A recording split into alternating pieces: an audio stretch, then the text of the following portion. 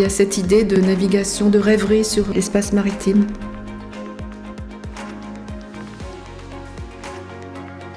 Pour réussir à connaître la ville, j'ai beaucoup rencontré de gens. Tout ce temps de prise de vue donne une photographie particulière.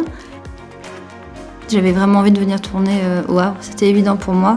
La lumière du Havre, comme tout le monde le sait évidemment, tous les artistes le savent, c'est très particulier. C'est idéal pour donner cette espèce de non-couleur qui est très présente dans le film.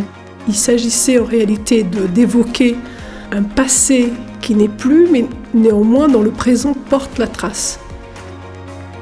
Je travaillais vraiment sur une espèce de cueillette nocturne au flash et d'un coup il y a eu cette figure en fait du tournesol qui est apparue, voilà, comme un espèce de soleil de nuit éclairé par une lumière qui était assez rouge en fait, qui disait quelque chose aussi, enfin, de la vie de ce quartier un peu chaud. Donner à voir l'architecture Perret, non pas avec un repère orthonormé, enfin voilà, des lignes bien droites, etc., mais plutôt quelque chose de complètement chaotique, subjectif. Cross, c'est un film où le Havre bascule.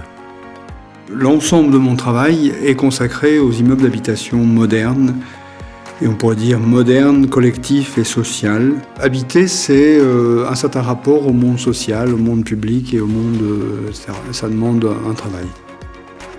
Ce que je voulais, c'était créer un peu l'envers du décor du Havre, c'est-à-dire ne pas aller sur les lieux usités et connus. C'est un peu le Havre secret, disons.